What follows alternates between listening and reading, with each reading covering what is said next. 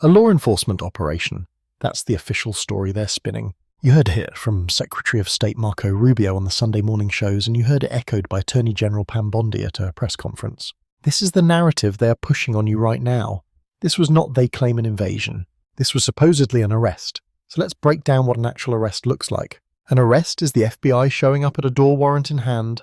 An arrest is federal marshals quietly entering an office building. An arrest might even call for a SWAT team if the suspect is considered dangerous and armed to the teeth. But this is what an arrest is not. It does not involve airstrikes on the capital of a sovereign nation. It does not involve parking aircraft carriers off a country's coast. It does not involve firebombing government facilities and killing a still uncounted number of people, including, based on early reports, members of Maduro's own security force. And it most certainly does not conclude with the President of the United States declaring, "We're going to run Venezuela. So let's all stop pretending this was about enforcing the law." Because what unfolded Saturday morning wasn't about serving a warrant. It was about toppling a government. And the only reason they're using these specific words is that overthrowing a government requires a green light from Congress. Serving a warrant doesn't. This is all just clever verbal footwork intended to sidestep the War Powers Act. And the wild part is, it's effective because the average person never reads past the headline. But you're here because you aren't the average person. So today we're going to cut through the official spin and look at what truly went down in Venezuela. Not the sanitized version, not the talking points, but the structural reality. I'm going to break down for you why the public justification keeps morphing from narcotics to democracy to oil, and then right back to narcotics. I will expose the glaring contradiction between what Trump says when the filter is off and what Rubio is forced to walk back just moments later. I am going to demonstrate why this operation, no matter your personal feelings on Maduro, signals something infinitely more alarming than the capture of a single individual. Because this was never really about Nicolas Maduro. This was about barrels of oil. This was about China. And this was about a global system that is fresh out of options and is now turning to brute force. Let's begin with the official version of events, the tale they want you to swallow. On Saturday afternoon, President Trump staged a press conference at Mar-a-Lago. He was flanked by his Defense Secretary Pete Hegseth and Secretary of State Marco Rubio, with CIA Director John Ratcliffe completing the picture. He announced that American forces had executed what he described as one of the most breathtaking, efficient and awesome displays of American military power and skill. 0 American casualties. Maduro was in custody. His wife was in custody. Both were en route to New York to stand trial for narco-terrorism. The Department of Justice promptly unveiled a superseding indictment.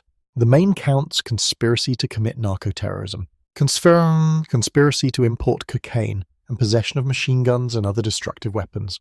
The story they're building is that Maduro was the kingpin of a drug cartel, that his regime was flooding the United States with poison, that untold numbers of Americans died as a result. Justice, they said, had to be done, and so the United States of America simply carried out an arrest warrant. An arrest warrant served by 150 aircraft launched from 20 bases, an arrest warrant that included bombing runs on Caracas. This is how it's being framed. He's a drug lord, an international outlaw brought to heel by American justice. It's a clean narrative, it's very simple. It provides a sense of emotional closure. It also completely unravels the instant you hear what Trump said next, the part where Trump let the cat out of the bag, because this is what he also stated during that press conference. We are going to run the country until such time as we can manage a safe, proper and judicious transition. Run the country, he didn't say assist the country. He didn't say advise, he said run. We're going to have our very large United States oil companies, the largest on the planet, go in, pour billions of dollars into fixing the shattered infrastructure, the oil infrastructure, and get things profitable for the country again, and then he dropped this. We're going to be extracting a staggering amount of wealth out of the ground, and that wealth is going to the people of Venezuela. And this extends to people from outside Venezuela who used to be based in the country. A portion of it is also earmarked for the United States of America, framed as repayment for damages we were supposedly caused by that nation. Repayment for damages collected by seizing their oil. Let me decode that for you. The United States effectively just invaded a sovereign nation. They dismantled its government and then announced they'll be siphoning off the country's main natural resource. They're calling it compensation for supposed wrongdoing. That isn't how law enforcement works. This isn't even regime change in the classic sense. This is an armed robbery for national assets. And Trump flat out said it. On camera with absolutely no filter. Because Trump doesn't bother with diplomatic niceties, he tells you what the play is straight up. Then a mere 24 hours later, Marco Rubio appears on Sunday morning television, and he immediately begins to backtrack. Rubio's entire mission that Sunday was cleanup. He was running damage control. Because Trump's unfiltered bluntness caused a huge problem. It made the entire operation sound exactly like what it is, a resource heist masked as a police action. So Rubio gets on TV and says, no, we're not planning to manage Venezuela's day-to-day affairs. We have no intention of running the country. That's just a misunderstanding. He claims the US will just maintain an oil blockade, and that Vice President Delcy Rodriguez, along with the government structures already in place, will be the ones actually governing. He insists this is not another Iraq. It's not another Afghanistan. This is the Western Hemisphere, he says, and things are different here. He claims we don't actually need their oil, that Venezuela's oil output has fallen so far. It's basically irrelevant to the world markets. The only problem is, that's not what Trump said at all. Trump's version was that American oil companies would move in, rebuild the entire infrastructure, and start extracting the country's wealth. Trump said the US would run the country. Trump said the oil would be shipped to other nations and to the United States. So which version is the truth? Is this a law enforcement mission culminating with Maduro on trial in a New York courtroom, or is it a military takeover to grab control of the largest confirmed oil reserves on the entire planet? Because it simply cannot be both. And the reality that the administration can't even get its story straight for 24 hours and tells you everything you need to know. They lack a coherent strategies. What they have is a target the resources and a flimsy legal excuse to get it. And they're improvising the justification as they move forward. Now let's get to the oil, because this is the real story here. Venezuela is sitting on top of approximately 300 billion barrels of proven oil reserves. That's about 20% of the world's total supply. It is the single largest reserve on Earth. But right now, Venezuela produces less than 1 million barrels a day. To put that in perspective, that's less than 1% of total global production. Under the leadership of Hugo Chavez and Nicolas Maduro, the state-owned oil company PDVSA completely fell apart. The infrastructure crumbled. New investment dried up. The skilled workforce fled the country. And corruption rotted the entire system from the inside out. Back in the early 2000s, Venezuela was pumping out over 3 million barrels a day. Today, it's just a tiny fraction of that number. So if production is at rock bottom, why is the United States so interested in Venezuelan oil? There are two big reasons. First, Venezuelan crude is classified as heavy and sour. It's incredibly thick, has a high sulfur content, and is challenging to refine. The American refineries located on the Gulf Coast were custom-built specifically to process this exact type of oil. It's the perfect raw material for making diesel, which is facing a tight supply globally and is essential for transportation, agriculture, and industry.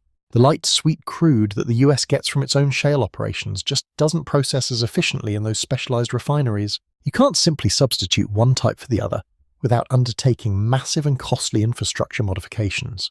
Look, America has a serious addiction to heavy crude oil. For the longest time, its two main suppliers were Saudi Arabia and Venezuela. But the Saudis are playing a different game now. They're slashing production to drive up prices, getting closer with China and even joining the BRICS alliance. That partnership is over. What you're hearing is just verbal acrobatics to sidestep the War Powers Act. And it's incredibly effective because the average person never gets past the breaking news banner. But you're not the average person. So let's dissect what really went down in Venezuela. I'm not talking about the cleaned up version. Forget the official talking points. We're talking about the bedrock reality of the situation. I'm about to show you why the story from the top keeps changing on a dime. 1 minute it's about drugs, the next it's about democracy, then it's all about oil, and then we're back to drugs again. I'm going to expose the massive gap between what Trump says into a microphone and what a guy like Rubio has to desperately clarify just an hour later. I'm going to reveal why this whole operation, no matter what you think of Maduro personally, signals a threat much bigger than just taking out one leader. Because this was never really about Nicolas Maduro. This was about barrels of oil, and this was about pushing back against China. And most importantly, this was about a global power that's losing its influence and is starting to use brute force instead. Let's begin with the official story they're selling, the fairy tale they want you to swallow.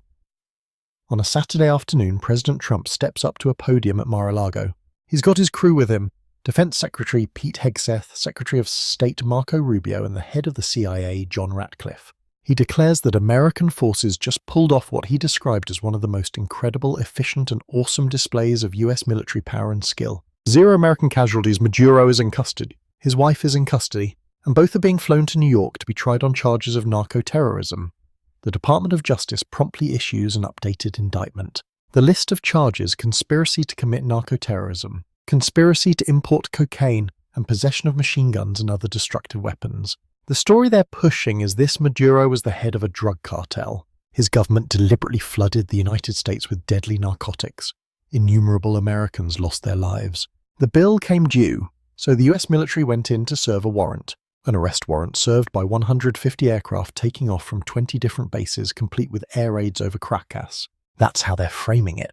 He's a drug kingpin, an international outlaw. This is American justice in action. It sounds neat and tidy, it's straightforward, and it gives you a shot of emotional satisfaction. It also falls apart completely the second you actually listen to what Trump says immediately after. The part he wasn't supposed to say out loud, because this is what else Trump let slip at that very same press conference. He said, "We plan to administer the country until we can ensure a secure, appropriate and sensible transition of power." Administer the country. He didn't say help. He didn't say consult. He said run. We will have our massive American oil corporations, the largest on the entire planet, move in, invest billions upon billions of dollars, overhaul the completely wrecked infrastructure, specifically the oil infrastructure, and get the cash flowing for the nation. And then came the kicker. He said we will be extracting a phenomenal amount of riches from the earth, and those riches will benefit the Venezuelan people, and also people who are not from Venezuela who used to be there. And it will also benefit the United States of America as a repayment for the harm that country inflicted upon us. Repayment for harm by seizing their oil. Allow me to decode that for you. The United States just conducted a military takeover of a sovereign country, toppled its leadership, and then announced its intention to siphon off that nation's #1 natural resource as payment for damages he just invented. That isn't a police action. That doesn't even qualify as the kind of regime change we're used to seeing. That is a stick-up, a grand-scale mugging for national assets. And Trump blurted it all out, live on television, completely unfiltered. Because Trump doesn't bother with diplomatic niceties, he just tells you what the mission is really all about. Fast forward just 24 hours, and Marco Rubio's making the rounds on the Sunday morning talk shows, and his one and only mission, a full-blown cleanup operation. He was there for damage control because Trump's bluntness had just created a massive political problem. He had basically said the quiet part out loud, making the whole maneuver sound like exactly what it is. A play for resources dressed up as a law enforcement action. So Rubio gets in front of the cameras and starts spinning, saying, no, we're not planning to run Venezuela's day-to-day operations. His line was, "We are not going to run the country." That has been completely misunderstood. He claims the United States will just be there to enforce a blockade on their oil. He says Vice President Delcy Rodriguez and the government structures already in place will be the ones handling all the governance. He's insisting this isn't another Iraq and it's not another Afghanistan. This, he claims, is the Western Hemisphere, and things are just different over here. He even tries to argue that we don't really need their oil, that Venezuela's production capacity is so broken down. It's become irrelevant to the global markets. But here's the thing that's the complete opposite of what Trump said. Trump made it crystal clear that American oil companies would be going in. Their job would be to overhaul the infrastructure and then start pulling out the wealth. Trump literally said the United States would run the country.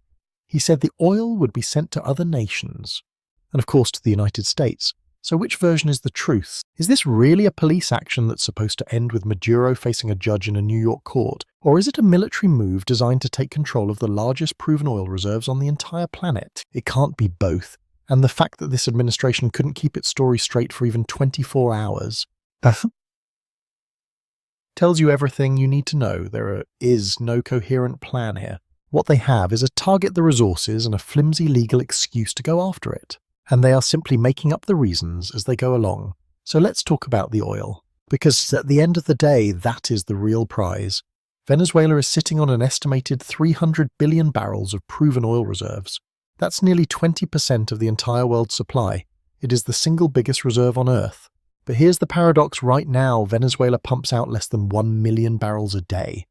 That accounts for less than 1% of global output. Under the regimes of Hugo Chavez and Nicolas Maduro, the state-owned oil company PDVSA completely fell apart. The infrastructure crumbled. New investment came to a dead stop. The most skilled workers fled the country, all while corruption rotted the system from the inside out. To give you some perspective, in the early 2000s, Venezuela was pumping out over 3 million barrels a day. What it produces today is just a tiny fraction of that. So if their production is so low, why does the United States care so much about Venezuelan oil? There are two main reasons. First, Venezuelan crude oil is what's known as heavy and sour. It is dense, it's packed with sulfur, and it's incredibly tough to refine. But, and this is the key, America's refineries on the Gulf Coast were specifically engineered to process this exact type of oil. It is the perfect feedstock to make diesel, which is in short supply worldwide and is absolutely vital for transportation, agriculture, and industry. The light, sweet crude that the US pumps from shale rock just isn't a good match for those refineries. You can't simply substitute one for the other without undertaking enormous infrastructure projects. So the fact is the US has a critical need for heavy crude. And for many years its supply came from just two places, Saudi Arabia and Venezuela. But these days Saudi Arabia is no longer playing ball. The kingdom is slashing production to drive up prices, getting much closer to China, and has even joined the BRICS alliance. That relationship is effectively dead. That puts the spotlight back on Venezuela, but under Maduro, Venezuela wasn't selling to America. It was shipping its oil to China at huge discounts using a secret ghost fleet of tankers built to dodge sanctions. This created a huge dilemma for the United States. It needed Venezuela's oil desperately, but it was shut out because Maduro refused to sell to Washington, and American sanctions made any legal deal impossible. So what was the solution? Take out Maduro, put in a friendly government that's willing to make a deal, and then let American oil companies rebuild the entire industry. Then you lock Venezuela back into the US dollar system, and most importantly, you ensure China gets cut off from that oil supply. That's the real strategy. This isn't about drugs and it isn't about democracy. It's about barrels and leverage. But there is a second reason, and this one is arguably even bigger. The China problem. For the United States, Venezuela represents a lot more than just a source of oil. This entire situation revolves around China's demand for oil. They import more of it than any other nation on Earth. Their massive industrial machine needs a constant supply of energy to keep running. For this reason, Beijing has spent years methodically forging relationships with oil-rich countries to lock down those supplies. And Venezuela is a critical piece of that puzzle for China. Beijing has poured billions into Venezuela's infrastructure, securing oil at a steep discount and throwing the regime financial lifelines when American sanctions began to squeeze them. But the move that truly sent shockwaves through Washington was this. Venezuela was getting ready to fully plug its energy economy into China's own interbank payment network. That system is called a SIPS, and it's Beijing's direct competitor to the SWIFT banking system. But it went deeper than just using SIPS for payments.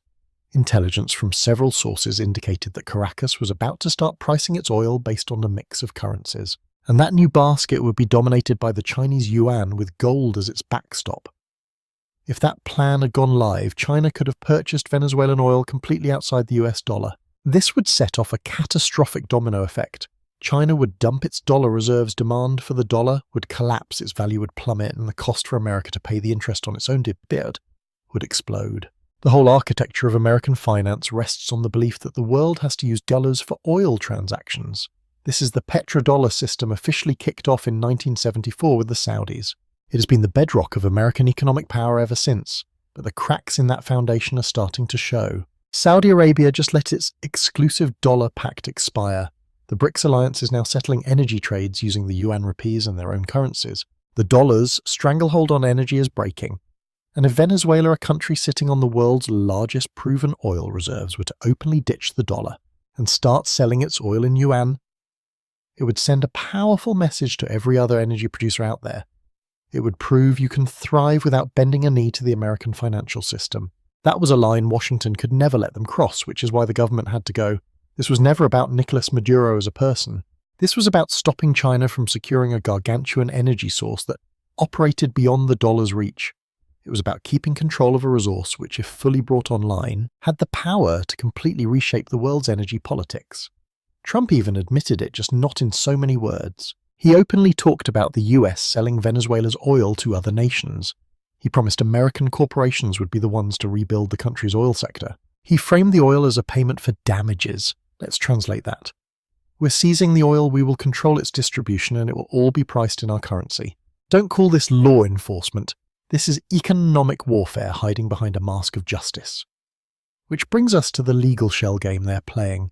Congress never gave its approval for this operation. No war was ever declared. There was no AUMF, no authorization for the use of military force. The Gang of Eight, the key leaders in Congress, the ones who are legally required to be read in on these types of secret missions, were only told after the missiles were already in the air. This is a direct violation of the War Powers Act, which mandates the president inform Congress within 48 hours of deploying the military into hostile action. But the White House's official story is that this wasn't a military operation at all. They're calling it a law enforcement action. Since 2020, Maduro's been under a federal indictment for so-called narco-terrorism. The administration is claiming they were just serving a warrant. The fact that serving this warrant involved airstrikes an entire carrier group and a full-scale assault on the capital of a sovereign nation is, according to their legal logic, completely beside the point. The argument is patently absurd, but it's also deviously smart. By labelling it an arrest, you sidestep the need for any congressional vote. The War Powers Act doesn't even apply. You get to short-circuit the entire constitutional system that was created to stop a single executive from unilaterally launching a war. And here's the most cynical part: it is going to stick.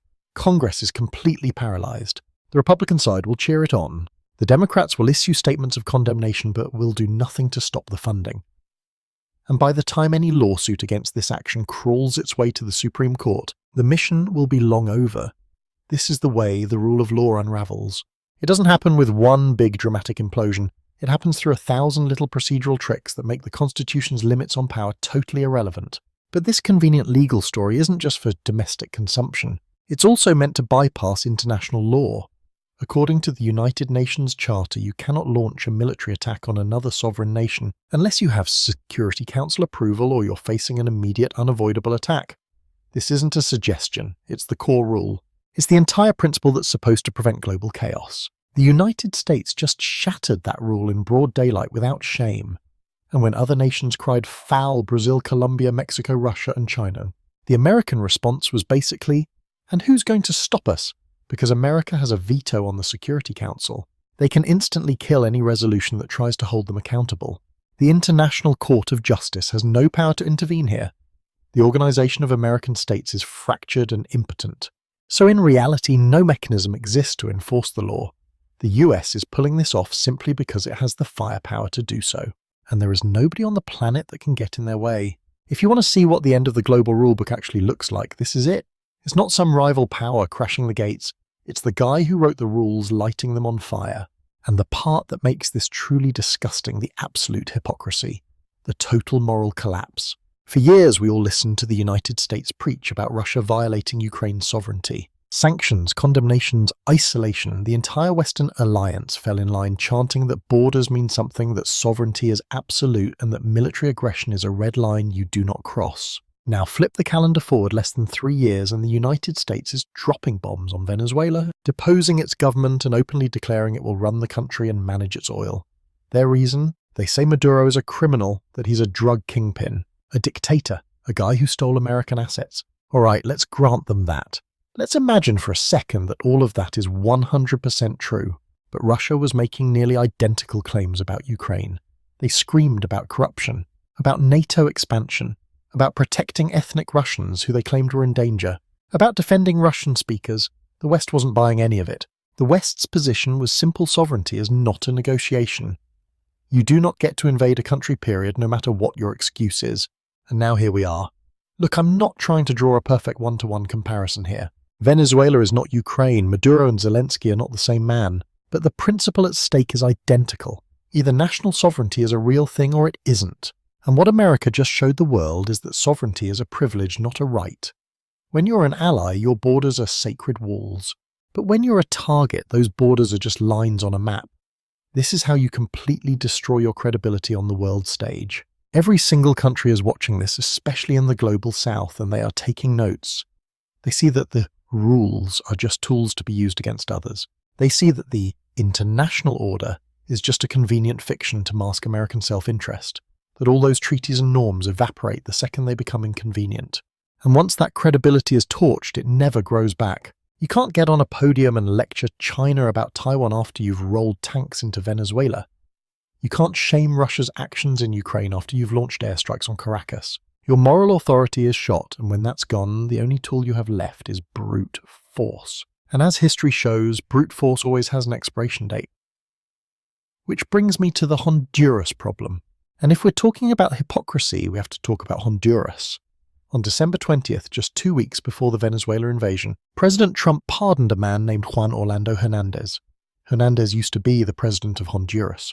He was convicted in a US federal court on major drug trafficking charges. The evidence proved he let cocaine flow through Honduras. In return for millions of dollars in bribes, they sentenced him to 45 years in federal prison, and Trump let him walk. The official reason he gave: Hernandez was a US ally. He helped out on immigration. He was useful in stopping the caravans down at the southern border. Okay, so let me make sure I understand this. The United States government just unleashed its military to take down Maduro because he traffics drugs. But literally 2 weeks earlier, it gave a full pardon to a convicted drug lord because he was politically helpful. This isn't about fighting a war on drugs. This has nothing to do with justice. This is about a simple calculation: who is useful to American interests and who is not.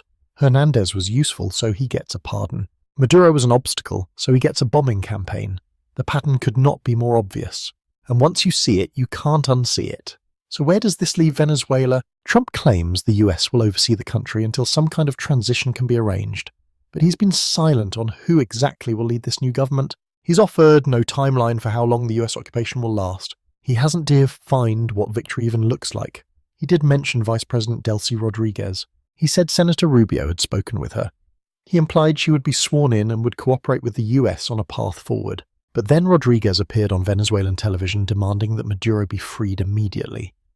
She called the US strikes a criminal invasion. She then declared herself the interim president, claiming she was ensuring the continuity of government.